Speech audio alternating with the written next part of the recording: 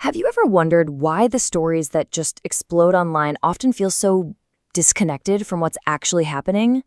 Well, today we're going to dive right into that gap, that chasm, where deeply researched facts seem to just fizzle out and these really emotionally charged narratives completely take over.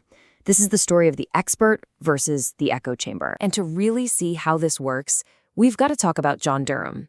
See, online, he wasn't just a prosecutor. No, he was a superhero.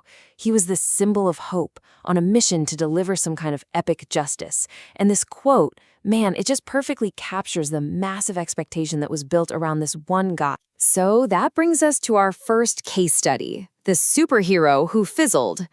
It's a pretty fascinating look at what happens when a huge, hyped-up story crashes right into a much quieter reality. Okay, here's where these two universes just collide. The expectation, the one being fueled online, was for a total blockbuster. We're talking about unearthing the crime of the century, mass arrests, a whole deep state conspiracy blown wide open. But the reality? After years of work, well, it was one single guilty plea that ended in probation. Plus 2 acquittals and absolutely no indictments of any top officials. That huge gap between the promise and the actual result, that is the story. The narrative promised a complete tsunami of justice, right? But the data, well, the data tells a very different story. It was more like a tiny ripple. So let's break down the numbers, because they really show just how wide that gap was. First up, just consider the time. 4 years. That is longer than a U.S. presidential term. That's 4 years of headlines, of speculation, of constant anticipation. All of it, letting the story of a coming reckoning just build and build until it felt absolutely real in people's minds. And then, of course, there's the cost. The investigation burned through more than $6.5 million of taxpayer money. Now, when you spend that kind of cash, you expect a pretty big return on your investment, right? That cost only fed the belief that the findings, well, they had to be just as massive. So, after 4 years and over $6.5 million, what was the actual tangible result? One guilty plea from a low-level FBI lawyer who, in the end, just got probation. It's just such a stark contrast to the crime of the century that the whole narrative was built on. So this is the key question, isn't it? If the investigators couldn't find this grand conspiracy, why didn't the story just die? Why did that cynical narrative stick around and in some corners even get stronger? To answer that, we have to leave the echo chamber and step into a very different world. Okay, let's shift gears completely. We're going from online hype to the ivory tower of elite expertise, and we're using the Rand Corporation as our stand-in here.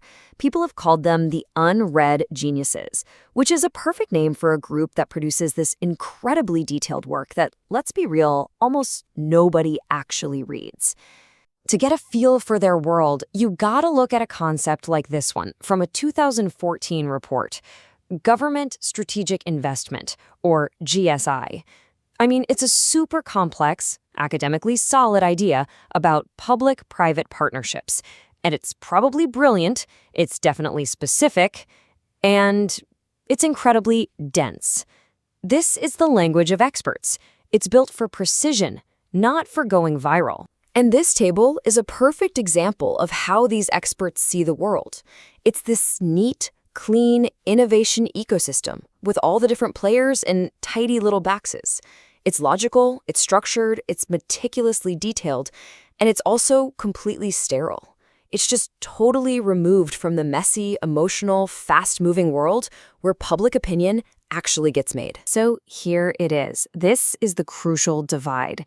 On one side, you've got the expert world of 80-page reports, complicated models, and what you could call facts without fire. And on the other side, you've got the online world of 280-character zingers, viral memes, and raw emotion that just steamrolls right over the evidence.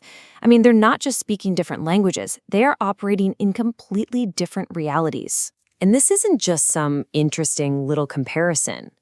The Durham investigation fizzling out and the unread Rand report, these aren't two separate stories. No, they are two sides of the very same coin. And together, they show this deep structural disconnect in how we all process information today. Okay, check out this timeline, because this is where it all just clicks into place. In 2014, you've got experts at RAND meticulously modeling things like GSI. But look at what's happening at the exact same time. By 2017, the QAnon narrative is born, and it starts growing into a cultural force so powerful that by 2020, the FBI actually calls it a domestic terror threat. So while the experts were analyzing one system, a totally different and arguably way more influential system was taking shape completely under their radar. And that's because at its core, this wasn't a technical problem you could solve with a model. It was a human one. The forces that were shaping these powerful narratives weren't about innovation ecosystems.